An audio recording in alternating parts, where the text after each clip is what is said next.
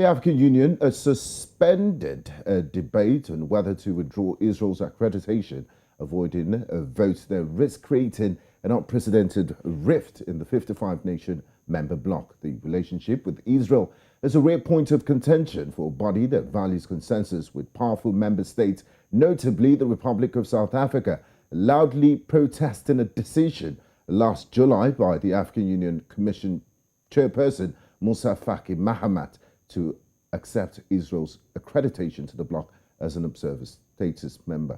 Now, an observer status at the African Union allows observer states to attend open sessions of the AU's Peace and Security Council and the opening and closing sessions of AU summits.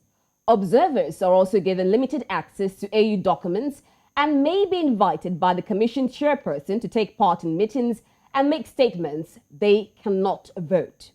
As the summit opened last Saturday, Palestinian Authority Prime Minister Mohammed Shtayyeh urged African leaders to withdraw Israel's AU accreditation, denouncing its apartheid regime.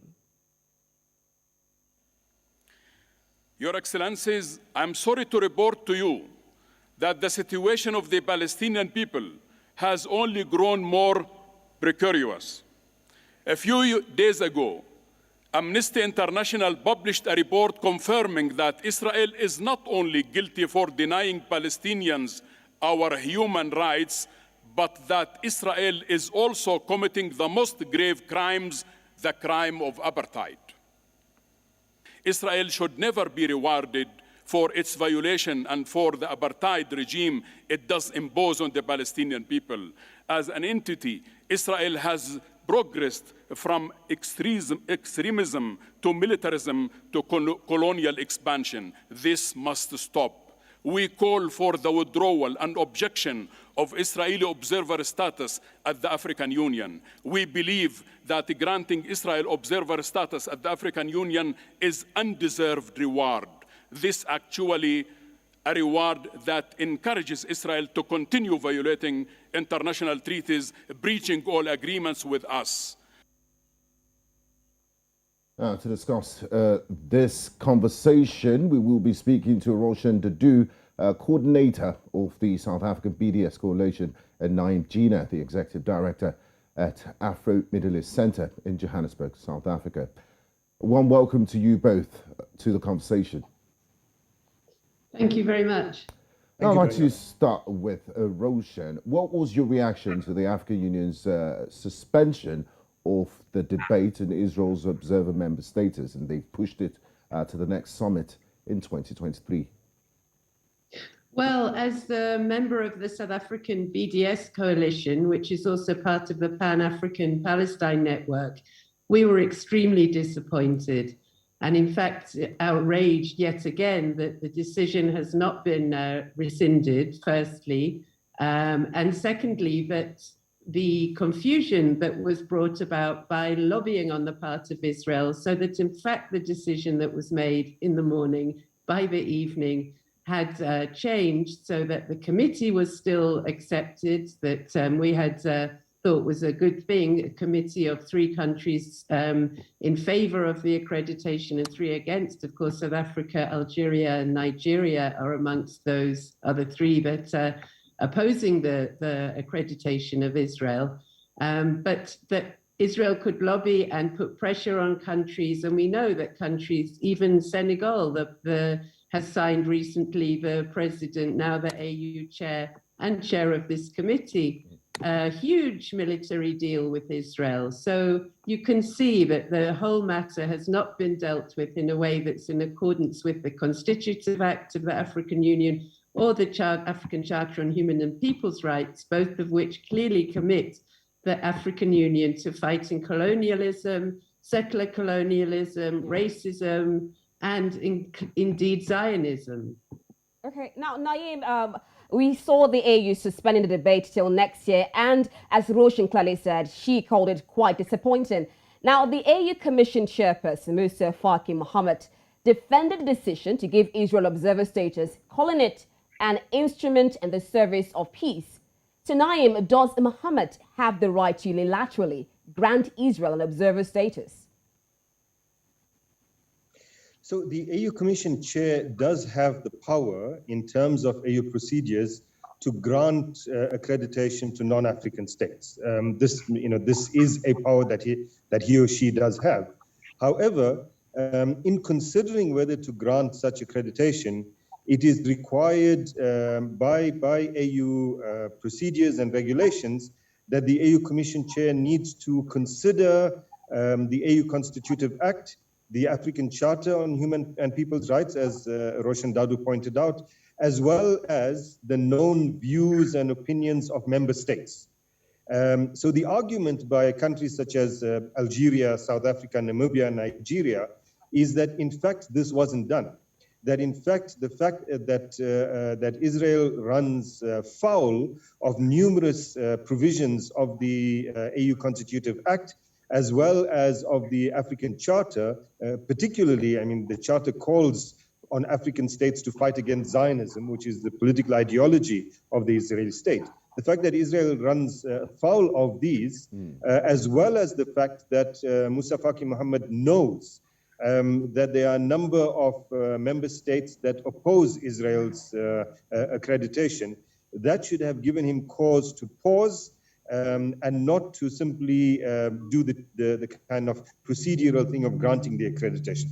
This is the argument. Yes. And when one looks at the merit of the argument, I mean, there is merit to that argument, in that certainly on such a divisive issue, even though he has the power to accredit, on such a divisive issue, he should have consulted the Executive Council at the very least. Yeah, but in his defense, Moussa Faki Mohammed, staying with you, Naeem, has noted that more than 40 of the African Union's member states had diplomatic relations with Israel.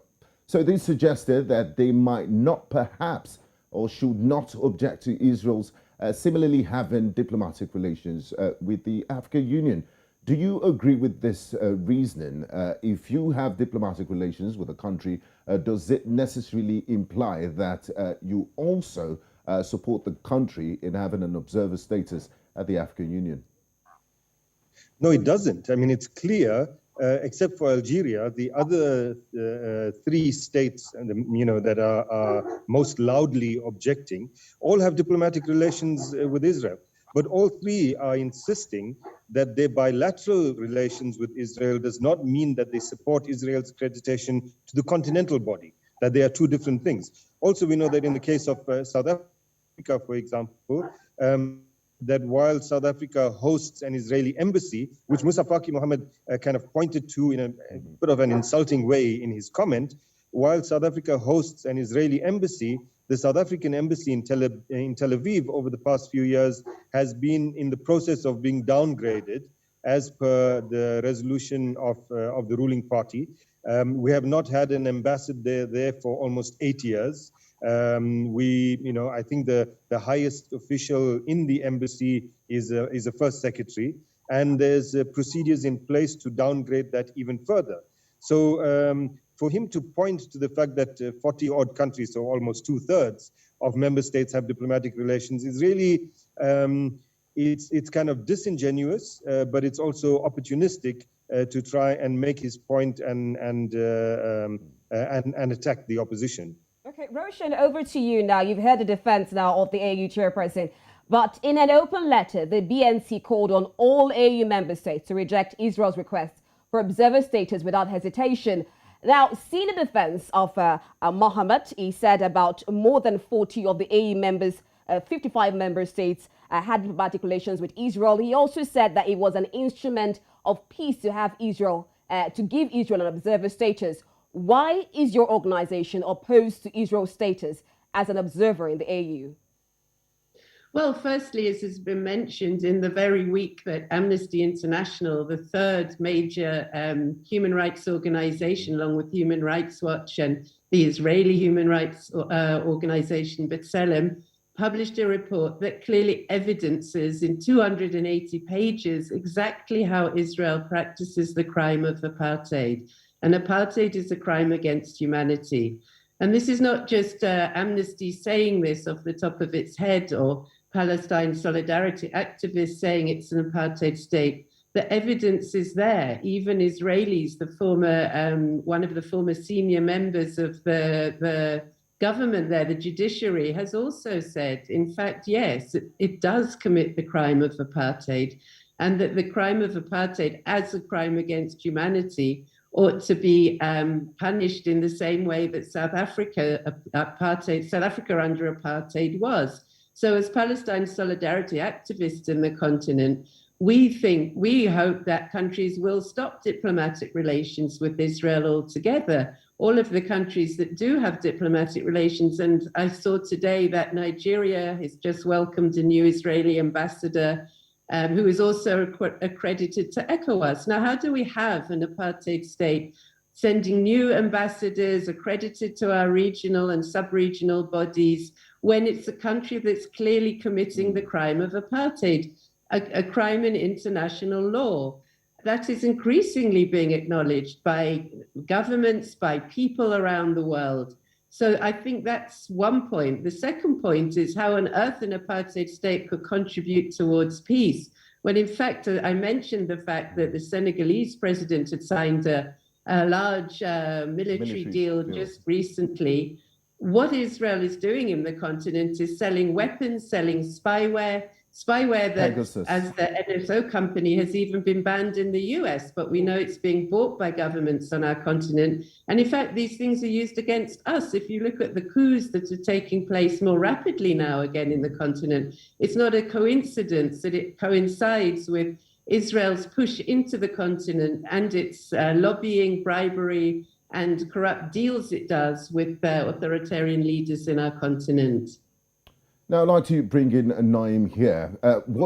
From what Roshan has said, we see a lot of quid pro quo going on between Israel and a lot of African states, which has left it more divisive. Now, Israel has been trying to win back observer status for 20 years since it lost it when the Organization of African Unity was disbanded in 2002 to make a way for its replacement organization, the African Union. Libyan leader then, Colonel Muammar Gaddafi, was behind Israel's ouster. Israel again tried to get accredited to the AU in 2013 and 2016.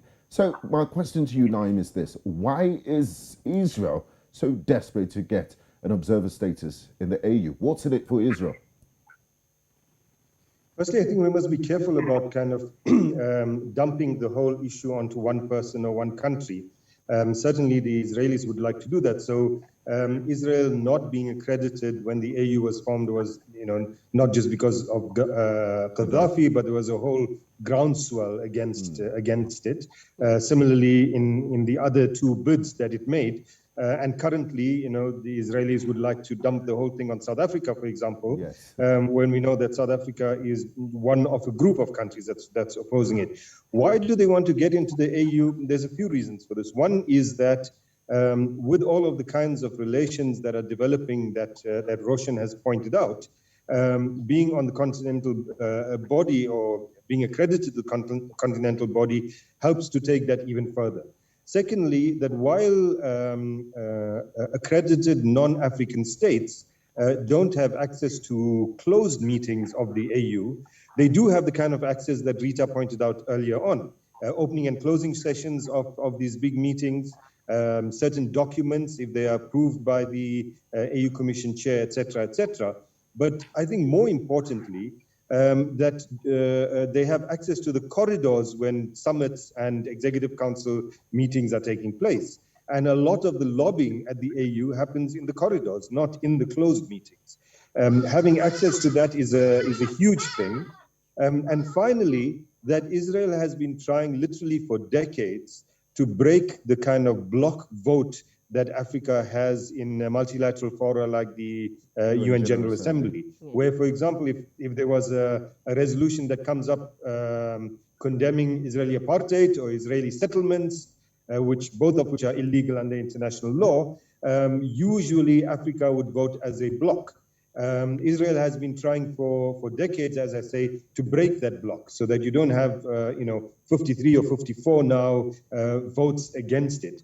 And getting accredited to the African Union, it believes, will help it to make cracks in that. So we see that not only does it want to be accredited to the AU, but it's also making strenuous attempts to break the kind of singular opinions within the regional economic communities. One of its big problems is SADC, for example, and it's now succeeded in breaking the SADC bloc with the DRC supporting it, for example. All right, Roshan. Now, Mohammed said the AU's commitment to the Palestinian push for independence was unchanging and can only continue to go stronger. He also defended Israel's accreditation. Isn't that a contradiction? And what are your thoughts on this? Well, we find it extremely contradictory. I mean, if the AU was serious about the positions it's taken recently on Palestine, if it's serious about continuing the relationship that the OAU, the predecessor of the AU, had with the Palestinian people in struggle against colonialism at the time that we were struggling still on our continent for independence and liberation, and up until the point that South Africa defeated apartheid, I think it's a total contradiction. There's no way that having an apartheid state, having that access, as you both mentioned, Rita and Naim, to the African Union can in any way be considered in line with supporting the Palestinian struggle for liberation. And I think the clip from the Palestinian Prime Minister's speech at the AU shows that. They are asking us, they are saying, we don't want apartheid Israel in the AU. We don't want to do business with apartheid Israel. We want to see boycotts, divestments, and full sanctions against an apartheid state. Thank you, Roshan. Final question in 30 seconds, Naim. We've seen a lot of traditionally Arab states and Gulf states that were opposed to Israeli occupation of Palestine normalized relations. The Abraham Accords last year, Bahrain, the United Arab Emirates. We've also seen some countries in the African Union warming up to the AU. What does this say about the conscience of those countries? Because there's money to be made, there are business deals and all of that. Does that take precedence over human rights and the situation, the catastrophic situation in Palestine? Well, certainly for those states, that takes precedence over human rights. I mean, on our continent, the two states that recently normalized Morocco and Sudan. Morocco, which has its own colonial problem with the Western Sahara. But as African states, and particularly those of us in African states who live in democracies, we shouldn't be holding ourselves to the same standards as Arab dictatorships. We hold ourselves to the standards of the AU Constitutive Act, the African Charter, which are standards of democracy and liberation and freedom. Okay, and finally, what do you think will be the possible outcome of next year's summit after this committee has met? And hopefully, I don't want to predict things. That's why you're the expert. What do you think will be the outcome of their resolution? It's difficult to predict right now. Sorry about the intruder. The committee is going to do its work over the next few months, leading up to the next summit, perhaps even before that. The committee is split down the middle, 50-50%, with Senegal holding a kind of swaying vote there. So it doesn't seem like of the 6 countries, any of them is willing to budge. We hope that the right decision will be made in terms of the Constitutive Act and the African Charter. But right now, it seems that politics and business for many African leaders seems more important. Thank you very much. It's been an absolute... What about you, Roshan? Let's hear your thoughts on it. I just want to very quickly remind people that, in fact, today, the 11th of February, 32 years ago, Nelson Mandela walked out of prison. And I think if we remember his words that said, we will never be free until the Palestinians are free, we should really take that to heart as Africans all over the continent and in the African Union and our regional bodies. Thank you so much, Roshan. Those were nice words from Nelson Mandela. Thank you so much for your insight. And of course, Naim, thank you for joining us on the conversation. Thank you. Thanks. Wow. Lots at stake there. I mean, our fingers are crossed at what's going to happen to the observer status of Israel next year. Nigeria is among the committee. We also have other countries giving their recommendations for the AU observer status. And of course, not to forget the ever-changing situation in Libya. Yeah. We'll definitely keep our eyes there. Thank you very much for being a part of the conversation today. I'm Gbenga Aborowa. And I'm Rita Omodia. Till next week. Bye-bye.